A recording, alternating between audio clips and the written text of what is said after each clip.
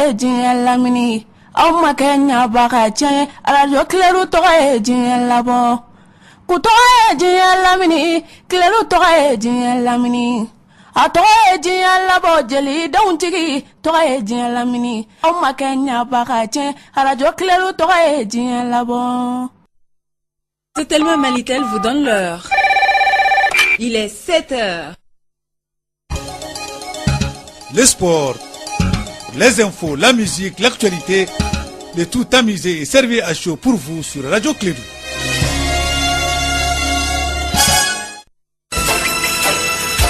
Radio Clairou, le journal avec Sotelma Malitel.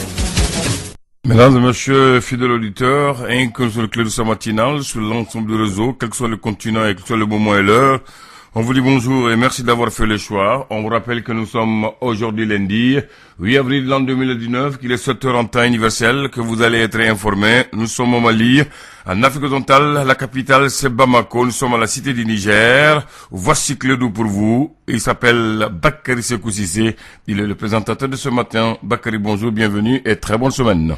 Oui, bonjour à toi Abdoulaye, bonjour à toutes et à tous. Bienvenue à cette édition, la première de Clairou Info. Dans les têtes de ce journal, à l'appel de deux chefs religieux, Mahmoud Diko et les shérifs de Nioro, Mouye Aïdara, plusieurs personnes ont manifesté vendredi dernier ici à Bamako. Ils dénoncent entre autres les multiples crises sociales, l'insécurité, mais demandent aussi la démission du chef de gouvernement. 25 ans après, le Rwanda se souvient de la page la plus sombre de son histoire, le génocide perpétré envers les Tutsis. On en parlera dans ce journal. Et puis au Sénégal voisin, le président Macky Sall a nommé donc le gouvernement. C'était hier en fin de soirée. 32 ministres ont été nommés, 7 ministères ont été supprimés.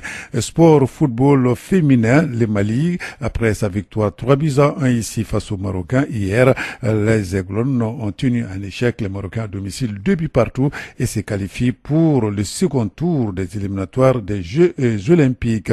Pendant ce temps ici à Bamako, au stade du 26 mars, les arbitres rentrent en danse en vue donc de la préparation du championnat national Ligue 1 Orange. La cérémonie d'ouverture de la formation des arbitres, c'est ce matin à 9h, présidée par la présidente du CONOR. On en parlera dans la rubrique sportive avec Sékou Kouné et Nana Samake. C'est le titre de ce journal. Le développement dans un instant avec Bakary Cissé.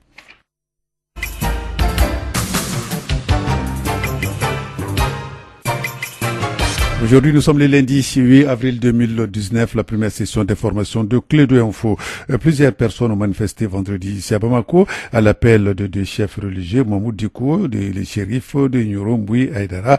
Ils dénoncent entre autres les multiples crises sociales, l'insécurité, mais demandent aussi la démission du chef du gouvernement. La manifestation s'est déroulée sur la place symbolique de l'indépendance ici à Bamako. On attendait, ils lisaient sur place des mots slogans hostiles au pouvoir. Arunaba, reportage.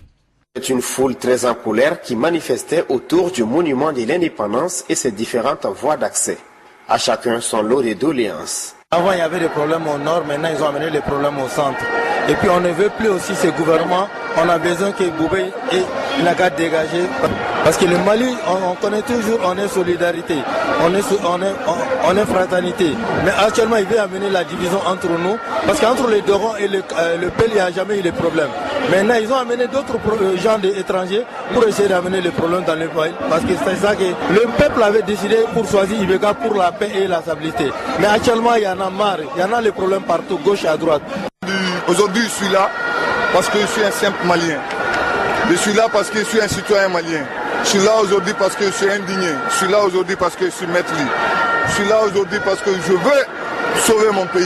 Je suis là aujourd'hui parce que mon pays va mal. On ne veut plus le MINUSMA, ni toute la CEDEAO, parce que le Malien, c'est nous-mêmes les Maliens qui doivent résoudre notre problème.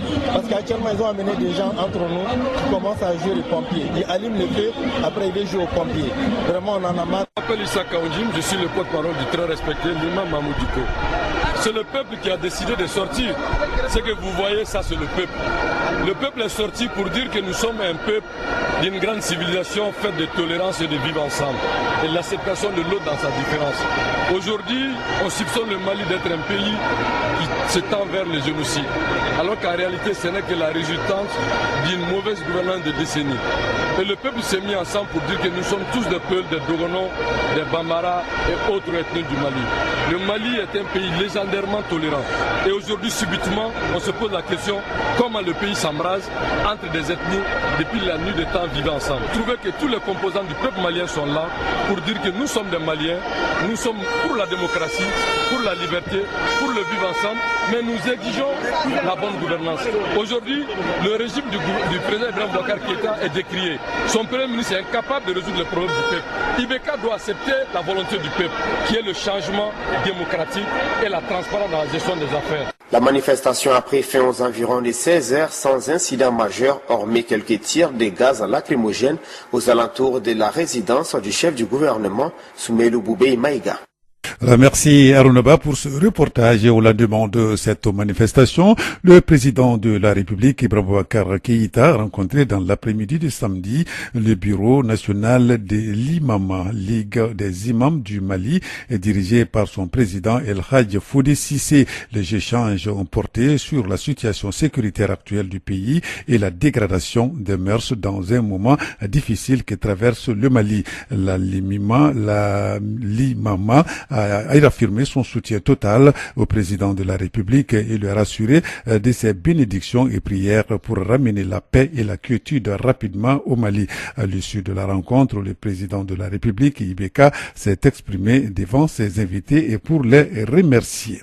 Sur un autre plan, les grains de la presse pour la troisième rencontre. Il faut rappeler que les grains de la presse, c'est une initiative des patrons des organisations professionnelles de la presse, directeurs de publication, journalistes et responsables des sites internet ou autres, doivent se retrouver une fois tous les mois pour échanger sur des sujets d'actualité. Pour cette troisième rencontre, l'invité était Jimé Kanté. Nous allons l'écouter, il est au micro de Kassim Traoré.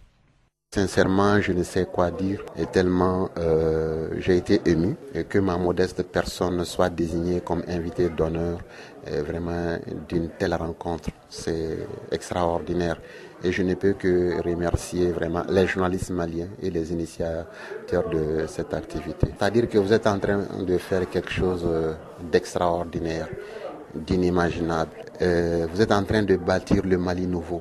C'est ce Mali dont nous avons besoin. Que des gens, malgré leurs divergences, malgré leurs religions différentes, malgré leur appartenance ethnique, arrivent à taire toutes ces différences pour se parler, rigoler ensemble, manger, se dire certaines vérités et parler du Mali, rien que du Mali. Depuis le matin, j'ai vu des Maliens ici qui aiment le Mali, qui mettent sous presse des idées différentes, mais qui sont déterminés à apporter la paix et la prospérité à ce pays-là. J'ai été impressionné vraiment de voir le beau monde qui était là. C'est la crème de la presse malienne qui était là. Et ça, sincèrement, je ne peux que l'encourager. Cela me donne beaucoup d'espoir quant à l'avenir du Mali. Et surtout que c'est un événement périn qui se déroule chaque mois. C'est extraordinaire, c'est à encourager. Et je pense que les autres organisations professionnelles doivent prendre l'exemple sur les journalistes maliens. Alors, donc là, c'était l'invité de la troisième rencontre de grains de la presse, organisée, donc je le disais tantôt, par les patrons des organisations professionnelles de la presse, des directeurs de publication, des journalistes, des responsables des sites internet et autres. Là, l'invité, c'était l'humaniste Jimé Kanté, propos recueillis par Kassim Traoré. 19e session ordinaire du village ECS Enfants Mali, une assemblée statutaire qui se tient chaque année pour faire le bilan de l'année écoulée et les perspectives pour ses avenirs avec les partenaires et les adhérents. La rencontre donc s'est déroulée le samedi dernier au Conseil national du patronat du Mali. Pour plus de précisions, nous allons écouter Mamadou Marif Keïta, il est le président des associations maliennes des villages SOS Enfants. Propos recueillis par Mariam Kamara. Bonjour, je suis Mamadou Marif Keïta, professeur de pédiatrie, mais actuellement ici comme président de l'association malienne des villages d'enfants SOS. D'accord, monsieur, quel est l'objet de la rencontre de ce matin? Bon, c'est une assemblée statutaire. Tous les ans, nous tenons une assemblée avec nos partenaires et nos adhérents pour exposer les problèmes, les difficultés et aussi les résultats de l'année écoulée. Alors aujourd'hui, nous allons passer au paye fin tout ce qui a été fait pendant l'année 2018. Et on rendra compte, c'est un devoir de redevabilité par rapport à ceux qui nous financent, à ceux qui nous accompagnent et nous soutiennent. D'accord.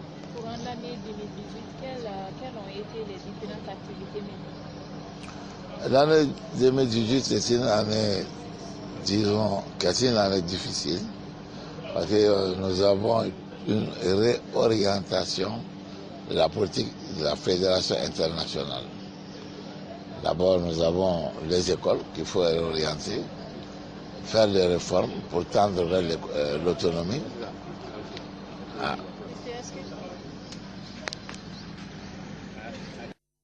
Voilà, donc là, toutes nos excuses. Donc pour ce élément, voilà, donc c'était Mamadou Marifo Keïta, le président des associations maliennes des villages SOS Enfants, propos recueillis par Mariam Kamara. Clé de Info, première édition, il est exactement 7 heures passées de 10 minutes, ce qui va nous conduire à l'actualité internationale. Au Sénégal, je le disais dans les titres, le président Macky Sall a nommé le gouvernement, c'était hier dimanche 7 avril, en fin de soirée, et 32 ministres ont été nommés. 7 ministères ont été supprimés. L'équipe sera bientôt dépourvue d'un premier ministre. En effet, l'exécutif a prévu à terme de supprimer la fonction. Et c'est fait donc de garantir l'efficacité des réformes pour le nouveau quinquennat de Macky Sall. C'est ce qui explique en tout cas la présidence de la République. Une décision qui a pris en tout cas du cours les membres de l'opposition. Les commémorations des massacres qui coûtèrent la vie à plus de 800 000 personnes ont commencé. Nous sommes au Rwanda, c'était hier dimanche à Kigali, la capitale, avec un moment très symbolique quand le président Kagame a rallumé la flamme du souvenir. Alors qu'on commémore donc ce 25e anniversaire du génocide rwandais, des voix s'élèvent pour condamner d'ailleurs les dérives autoritaires du régime à Kigali. Le président Paul Kagame, au pouvoir depuis la fin du génocide, ne tolère aucune dissension selon ses opposants. Il a 2 ans, Kagame a été réélu à 98% pour un 3e mandat face à une opposition politique qui a été quasiment laminée dans les rangs de la majorité Hutu cette fois-ci, mais également parmi les anciens alliés du régime partis en exil. Au Soudan, c'est la plus importante manifestation dans ce pays qui s'est tenue le samedi dernier, 4 mois après le début de la contestation contre le président Omar el-Béchir. Pour la 2e journée consécutive, des milliers de Soudanais se sont rassemblés, c'était hier dimanche, devant le siège de l'armée soudanaise. Certains y ont d'ailleurs passé la nuit. Les forces de sécurité ont essayé de les déloger, mais malgré des tirs de gaz lacrymogène, les manifestants soudanais ont tenu bon. Nous terminons par la République démocratique du Congo, où le Fonds monétaire international, FMI, a annoncé la reprise de son partenariat avec ce pays. À l'arrêt depuis 2012, cette reprise est intervenue en marge de la visite initiée le 4 avril du président Félix Tshisekedi aux États-Unis, où il a rencontré la patronne du FMI, Christine Lagarde. Cependant, avant une quelconque reprise donc des programmes du FMI, l'organisation de Bretton Woods doit mener une revue de l'économie du pays.